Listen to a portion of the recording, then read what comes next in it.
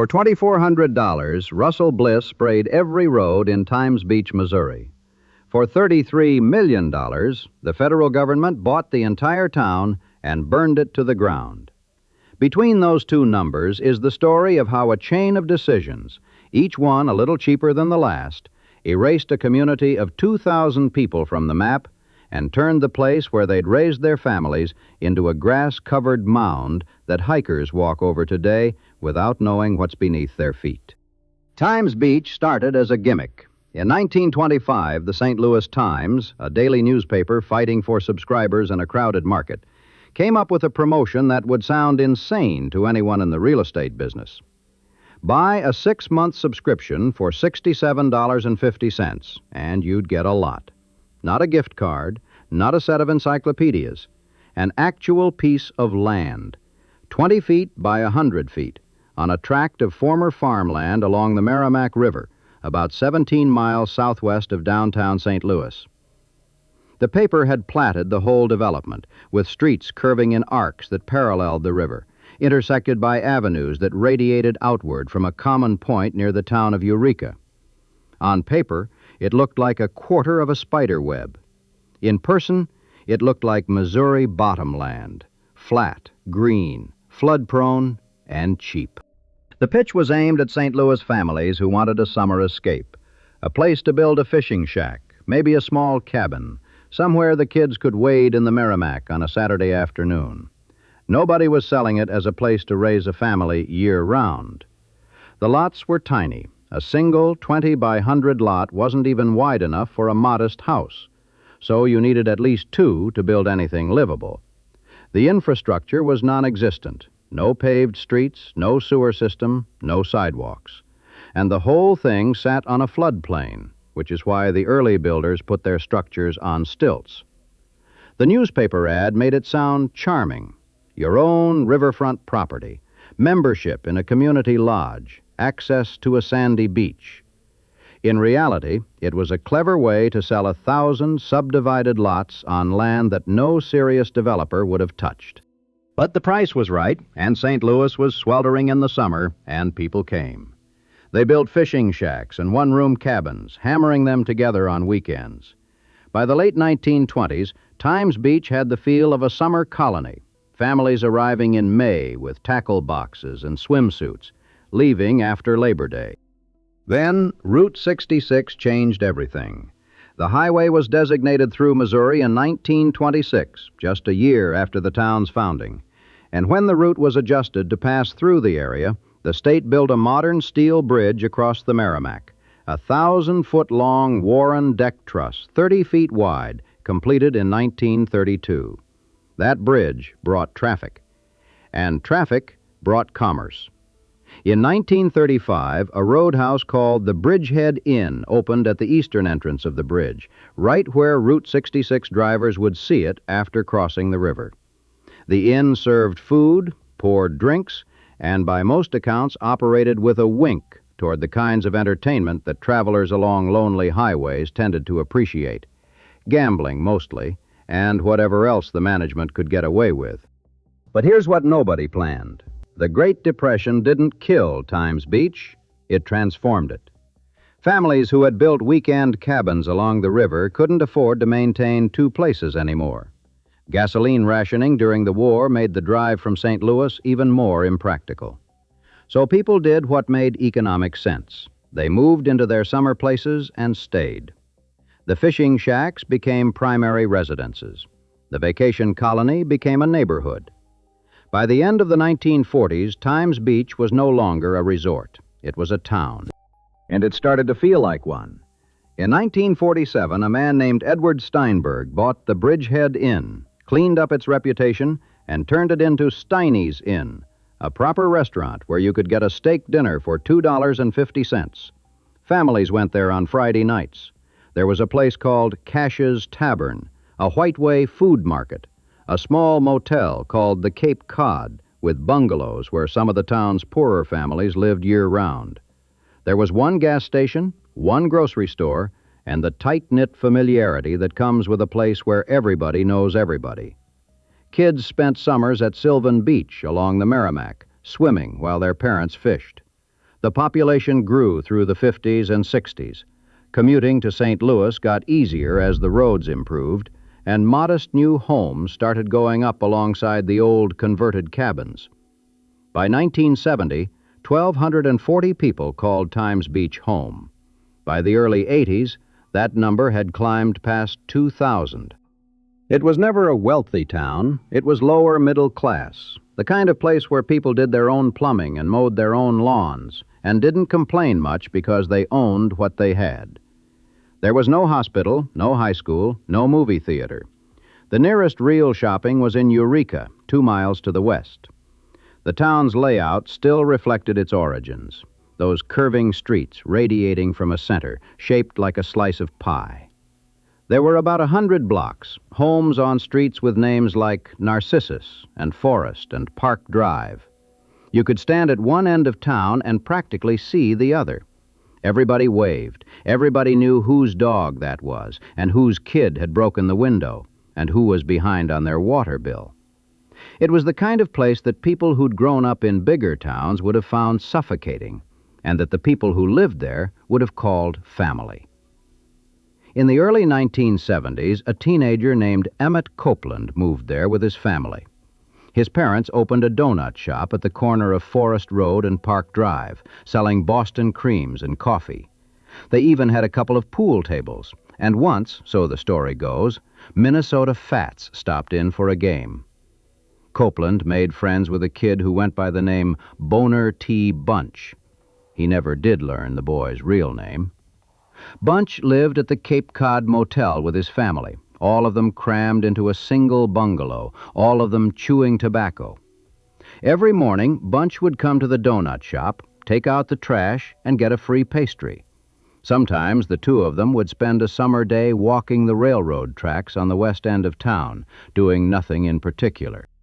That's the Times Beach that Russell Bliss erased. Not a city with grand ambitions, a place with a donut shop and a kid named Boner T. Bunch. But Times Beach had a problem, and the problem was the roads. 23 miles of them, not one of them paved. The town had never had the tax base to afford asphalt. Every summer, cars kicked up choking brown dust that coated porches, windowsills, laundry on the line, and the lungs of anyone who happened to be walking outside. Residents hated it. The city council heard about it constantly, and in 1972 they thought they'd found a solution, a practical one, an affordable one, the kind of deal that a small town with no money looks at and thinks, finally, something we can actually pay for. They hired a waste oil hauler named Russell Bliss. Bliss was a St. Louis man, born in 1934, who'd built a modestly successful business collecting used motor oil from service stations and gas garages across the metro area. He stored the oil at a facility near Frontenac, and he'd discovered something useful. If you sprayed waste oil on a dirt surface, it tamped the dust down for months. He'd done it on his own horse arena and farm, and the results were impressive. Visitors to his property noticed how clean and dust-free the ground was and asked how he managed it. Word got around. People started hiring him. Horse farms, churches with gravel parking lots, small towns with streets they couldn't afford to pave. Bliss had found a niche, a service nobody else was offering, for a price nobody could argue with. It was cheap, it worked, and nobody asked too many questions about what was in the oil. Why would they? It was old motor oil. What could be in it? Times Beach didn't ask either. For $2,400, roughly 6 cents a gallon, Bliss would spray all 23 miles of the town's roads. The city signed the contract, and over the next 4 years, from 1972 to 1976, Bliss came back and sprayed approximately 160,000 gallons of oil across every street in Times Beach. Kids loved sliding around in the stuff, which had a strange purple tint. Parents were just happy the dust was gone. Emmett Copeland, the donut shop kid, was even assigned to the city road crew and helped Bliss spread the oil on the streets himself. He didn't think anything of it. Nobody did. What nobody in Times Beach knew, what Bliss himself may not have fully understood, though that would be debated for decades, was where some of that oil had come from. To understand that, you have to drive about 200 miles south to the small town of Verona, Missouri, where a chemical plant sat on 180 acres of rural farmland.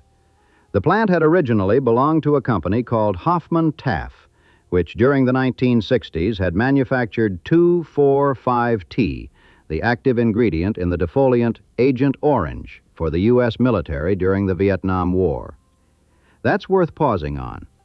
The same class of chemical that was sprayed from helicopters over the jungles of Southeast Asia, the same compound that would later be linked to cancers and birth defects among both Vietnamese civilians and American veterans, had been manufactured in a quiet corner of southwestern Missouri.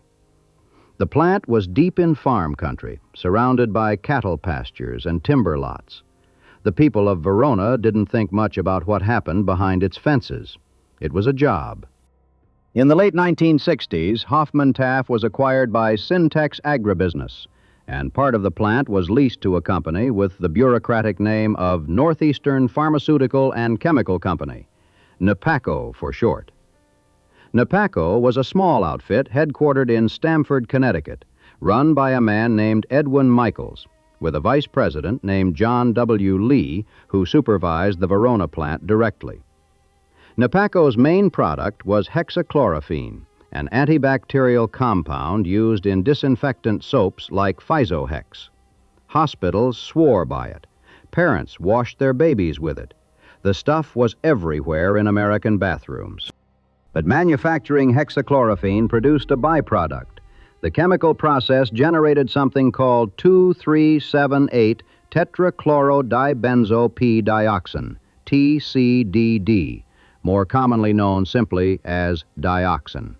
It's one of the most toxic synthetic compounds ever identified.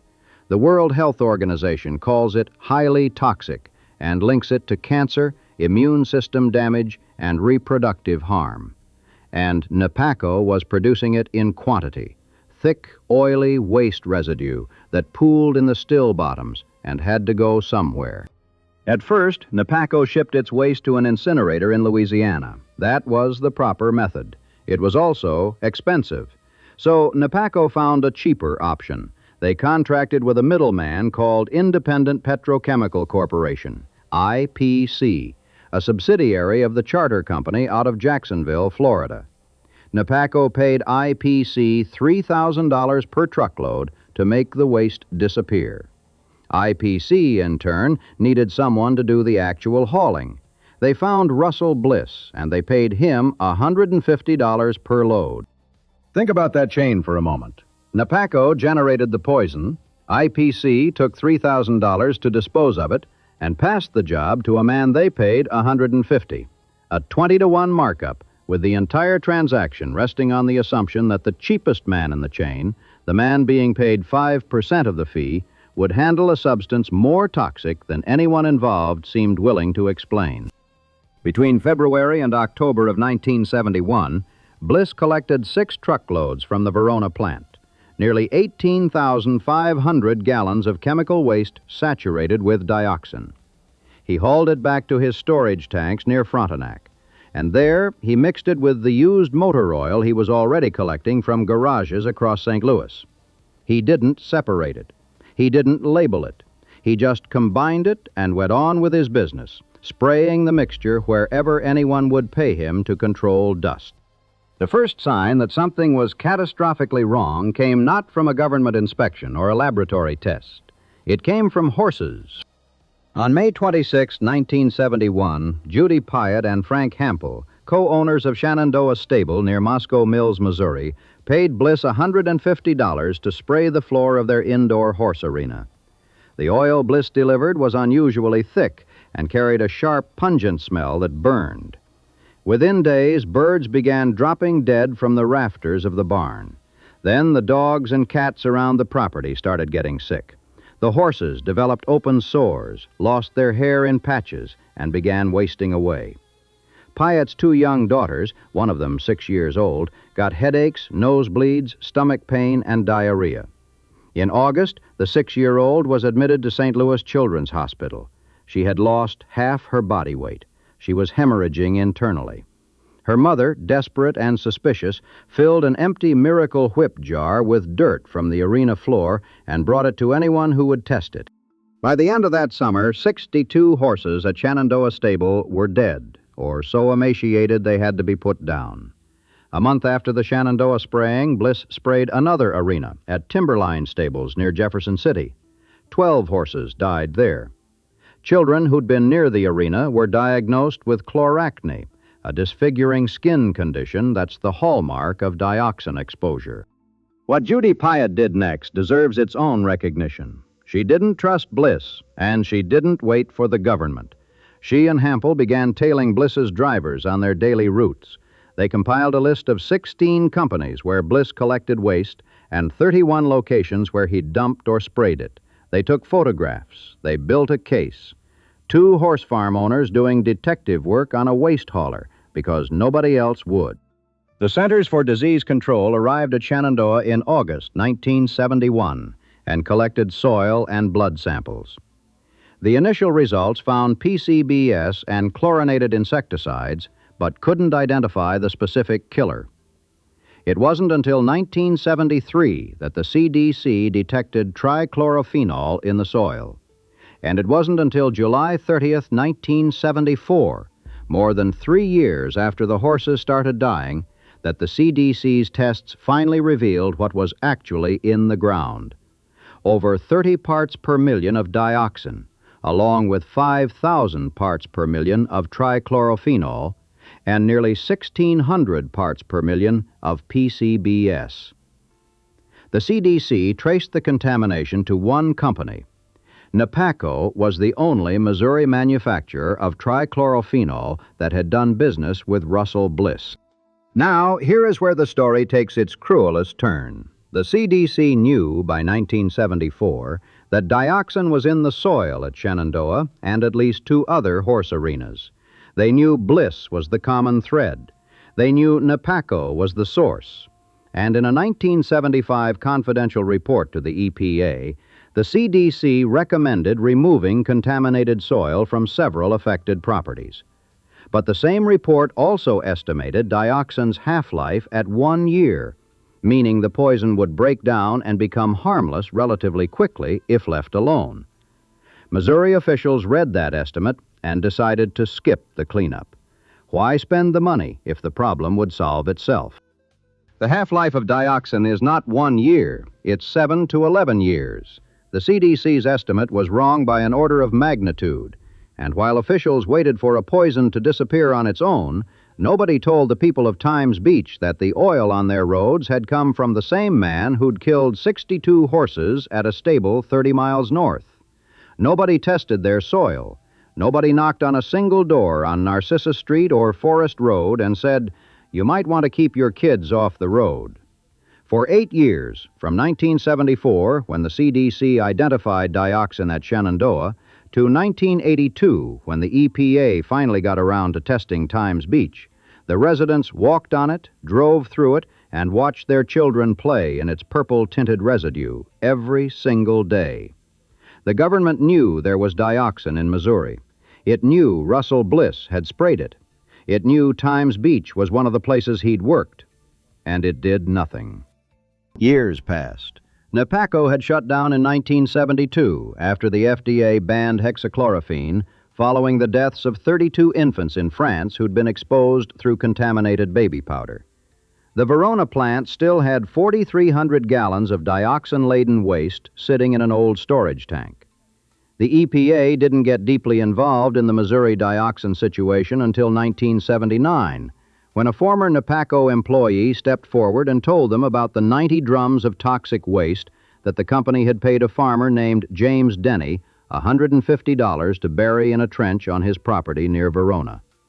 Investigators dug them up, corroded, leaking, some containing dioxin concentrations as high as 2,000 parts per million. That tip set off a wider investigation. In May and June of 1982, the EPA went back to the horse arenas and the contaminated properties. The dioxin hadn't gone anywhere. 11 years after the spraying, concentrations at Shenandoah were still nearly 2 parts per million. The 1-year half-life was fiction. Then an advocacy group called the Environmental Defense Fund got hold of an internal EPA document and leaked it to the press. The document listed 14 confirmed and 41 possibly contaminated dioxin sites across Missouri. The leak was explosive. It suggested not only that the contamination was far more widespread than anyone had acknowledged, but also that the EPA had been considering lowering its cleanup standards. The CDC had recommended remediation at sites where dioxin exceeded 1 part per billion. The leaked document suggested the EPA was preparing to raise that threshold to 100 parts per billion, effectively declaring safe what the CDC considered dangerous. The EPA denied it.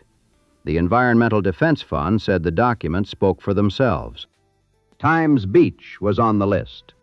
In November 1982, the city clerk of Times Beach received a phone call from a reporter. He'd seen the leaked document. Did town officials know their city was one of the most contaminated sites in Missouri? They did not. Nobody had told them. Not the EPA, not the CDC, not the state of Missouri. The EPA had known about the connection between Bliss and dioxin for years, had known that Bliss had sprayed roads in Times Beach, and had never notified the community. Marilyn Leistner, the alderwoman who would soon find herself running the town, later described the betrayal in plain terms. People were building new homes and businesses were moving in, and all the while the government knew the roads were poisoned and said nothing. The city's leaders were furious. They called the EPA and demanded testing. The EPA said it might be a year before they could get to it, so Times Beach started collecting money to pay for independent soil tests. When the EPA heard the town was going to conduct its own testing, the agency suddenly found the time. EPA investigators arrived and completed soil sampling on December 3, 1982. The next day, the Meramec River flooded. It was the worst flood in the town's history. The river rose more than 14 feet above flood stage, far exceeding anything the community had experienced in its 57 years. Water tore through Times Beach, ripping houses from their foundations, filling basements to the ceiling, caking every surface with a thick layer of river mud. The town had flooded before. That's what happens when you build on a floodplain. And residents had always come back, squeegeed the water out, and rebuilt.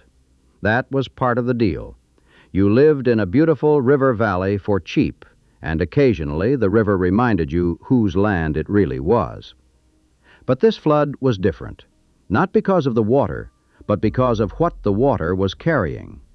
Every road in town was laced with dioxin. The floodwaters didn't just deposit mud in people's living rooms. They picked up the contaminated soil from those 23 miles of roads and redistributed it across every yard, every garden, every playground in the entire community. The poison that had been sitting on the surface was now everywhere. The residents were evacuated, and while they sat in shelters and in the homes of relatives, wondering when they could go back and start the cleanup they'd done so many times before, the EPA was rushing its soil analysis. The results were devastating. Dioxin concentrations along the town's network of roads reached as high as 127 parts per billion. Some hotspots measured 300 parts per billion. The CDC considered anything above 1 part per billion hazardous. Times Beach's roads were contaminated at 300 times the safe limit. And now, the floodwaters had taken whatever was on the roads and spread it into yards, basements, gardens, and playgrounds across the entire town. On December 23, 1982, 2 days before Christmas, the CDC publicly recommended that Times Beach not be re-inhabited. Residents who had already returned after the floodwaters receded were told to leave. Residents who hadn't yet come back were told not to. The people of Times Beach would later call it the Christmas surprise. What followed was chaos. The town split in two. Some residents wanted to leave immediately. Others refused to abandon the only homes they'd ever known. Sid Hammer, a town official, wanted to stay. His wife didn't. She divorced him over it. When Hammer resigned, a woman named Marilyn Leistner, who'd been a dental receptionist before becoming an alderwoman in 1981, stepped in as acting mayor. She believed the town had to go. Others believed she was destroying their community. She received death threats. One resident slapped her in the face. She performed her duties under police protection. In January 1983, people in full hazmat suits, hooded, gloved, sealed head to toe, appeared in the front yards of Times Beach, kneeling on lawns and pushing sampling instruments into the soil. Residents who were still in their homes watched from their windows, trying to understand what they were seeing. One former resident, Frank Perler, who grew up on Narcissa Street, described the scene years later.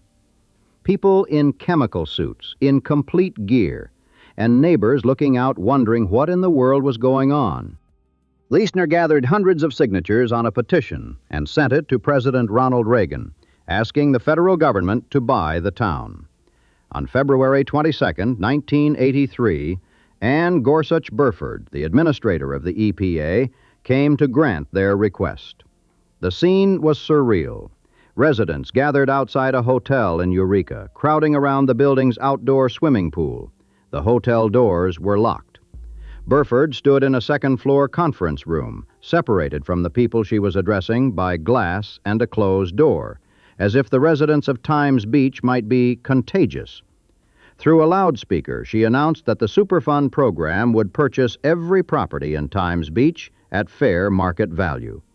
800 homes, 30 businesses, $33 million from the federal government, another $3.7 million from the state of Missouri. Total cost, $36.7 million. Burford would resign a month later, amid allegations of mismanaging the Superfund program. Rita Lavelle, the EPA assistant administrator who had delayed cleanup operations in Missouri by ordering hundreds of additional soil tests, was later convicted of perjury and sentenced to 6 months in prison. In May, a second flood hit Times Beach, a kind of aftershock. In June, Leisner won the mayoral election, defeating a challenger who wanted to stay and fight. The buyout went forward, but the initial offers enraged people. The government was pricing homes based solely on square footage, which meant a new, well-maintained house was valued the same as a run-down cabin of equal size. Residents fought back with a tactic that made the evening news. They spray-painted the government's price tags directly onto their homes.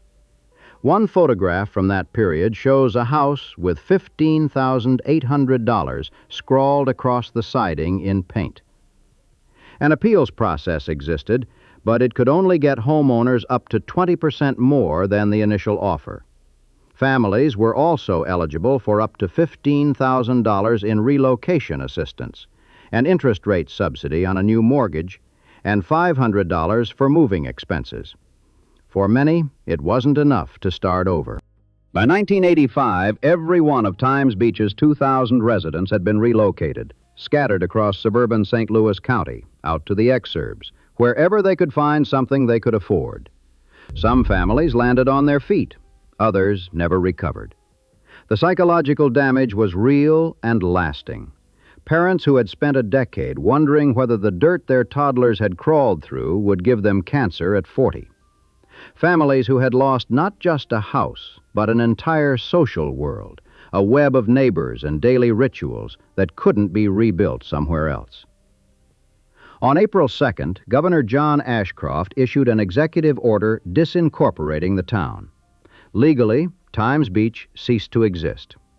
Leisner was appointed town trustee to oversee the final details, a thankless job that put her between grief-stricken former residents and government appraisers whose spreadsheets couldn't account for the value of a neighbor's wave from a front porch. Then came the demolition. Every house, every building, every structure in Times Beach was bulldozed. 4 churches, the water tower, the gas station, the donut shop at the corner of Forest Road and Park Drive, where Emmett Copeland had served Boston creams and befriended a boy named Boner T. Bunch. The Cape Cod Motel, where Bunch's family had lived. All of it smashed flat, pushed into the earth, and buried. By 1992, the demolition was complete. Where a town of more than 2,000 people had lived and worked and argued and raised children, there was nothing but bare ground. The only building spared was Steiny's Inn, The old Bridgehead Roadhouse, where Route 66 travelers had once ordered steak dinners for $2.50. The EPA commandeered it as a field headquarters during the cleanup, and that practical decision is probably the only reason it still stands today. Since Times Beach contained more than half the dioxin contamination in the entire state of Missouri, it became the logical site for the incinerator.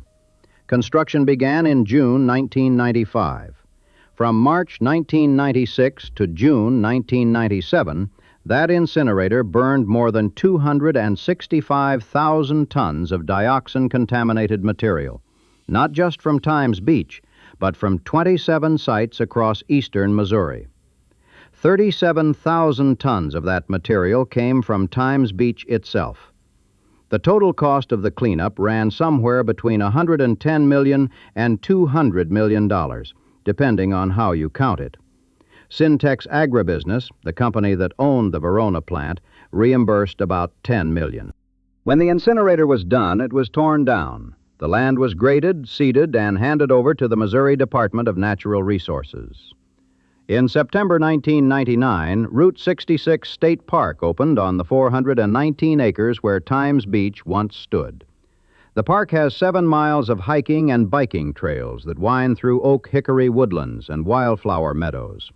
There are picnic shelters and a boat ramp on the Meramec, and people come on weekends with their dogs and their children. And the river looks exactly the way it looked in the 1920s when the St. Louis Times was selling those $67 lots. Beneath one area of the park, there's a large grass mound. Underneath it are the crushed remains of the town. Hundreds of homes, the churches, the businesses, the water tower, all of it compacted and buried and covered with soil and grass. Hikers walk over it without knowing. The visitor center is Steiny's Inn. Inside, there's a small museum with photographs and artifacts from the town's history. The old Meramec River Bridge, the 1,000-foot Warren Truss that carried Route 66, still stands nearby, though it was closed to traffic years ago. Russell Bliss was never convicted of any crime related to the dioxin contamination. He was convicted in 1983 of filing false income tax returns for the years 1976 through 1978 and was sentenced to 1 year in prison. His own property near Ellisville, the land where he'd stored his tanks and mixed the waste, became a Superfund site in its own right. The EPA eventually removed more than 900 truckloads of dioxin-contaminated dirt and somewhere between 1,500 and 2,000 barrels of toxic chemicals from Bliss's property alone. His son Jerry tried to continue the waste hauling business, but was denied a permit by the Missouri Hazardous Waste Management Commission because of his father's history. More than 14,000 citizen suits were filed against Napaco, Syntex, IPC, and Bliss. But Bliss was largely left out of the settlements because, as one court filing noted, he simply didn't have the money to pay. The companies settled. IPC paid $12 million. Syntex paid $4.75 million. Napaco, by then long defunct, contributed $250,000. Judy Pyatt, the stable owner whose 6-year-old daughter had hemorrhaged after playing in a sprayed arena, settled with IPC for $1 million for each of her daughters. Bliss maintained for the rest of his life that he hadn't known what was in the waste. "The only thing I knew I was spraying was waste oil," he said. "And I asked them, 'What do you people make here?' They made ladies' face cleanser.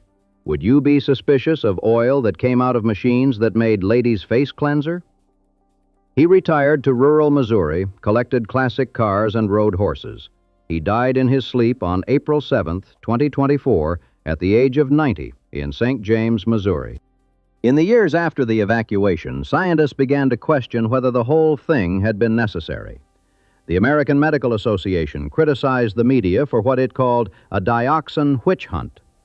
Studies of Times Beach residents found no cases of chloracne and no conclusive evidence of increased disease rates linked to dioxin. By 1991, Vernon Houck, the CDC official who had recommended the evacuation in 1982, publicly said he no longer believed it had been necessary. The science around dioxin's effects on humans at low concentrations remains contested to this day. The town was destroyed in part on the basis of toxicity data derived almost entirely from animal studies. Whether 2,000 people needed to be uprooted from their homes is a question that has no clean answer. But it's also a question that arrives too late to matter for the people who lived it. The families were gone, the buildings were bulldozed, the town was disincorporated by executive order. You can't undemolish a house. You can't undissolve a community. In September 2024, former residents of Times Beach held their 42nd annual reunion at Route 66 State Park. They gather at the Visitor Center, at Steiny's Inn, and tell stories about a town that no longer exists anywhere but in their memories.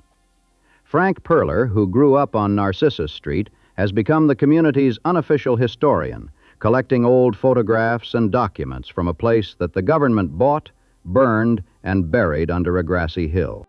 There's a particular detail that sits at the center of this story and refuses to leave. Napaco paid IPC $3,000 a load to dispose of its waste. IPC paid Russell Bliss $150 a load to haul it away. Times Beach paid Bliss $2,400 to spray 160,000 gallons across 23 miles of roads. The federal government paid $33 million to buy the town. The incinerator cost somewhere north of $100 million. The lawsuits produced another $19 million in settlements. At every step, someone was trying to save money. Napaco didn't want to pay for proper incineration. IPC pocketed the difference and passed the problem along. Bliss mixed the waste into his oil because it was more efficient to get rid of two things at once. Times Beach couldn't afford asphalt, so it hired the cheapest dust control option available. Missouri didn't clean up the contaminated sites in the 1970s because the CDC said the dioxin would go away on its own. Every decision made perfect economic sense at the moment it was made. And every decision fed the next one, until the accumulated cheapness consumed an entire town. 23 miles of dirt roads. That's what it came down to. A town that couldn't afford pavement hired a man who couldn't afford to ask questions, and together they turned every street in Times Beach into a slow-moving poison. The kids who slid through the purple oil on summer afternoons, the parents who were grateful the dust had finally stopped, the families who spray-painted prices on their homes because the government said their lives were worth $15,800. Steiny's Inn is still open, 7 days a week, 9 to 4:30. You can walk in and see photographs of a town shaped like a slice of pie, sitting on a floodplain, beside a river, along a highway that doesn't exist anymore.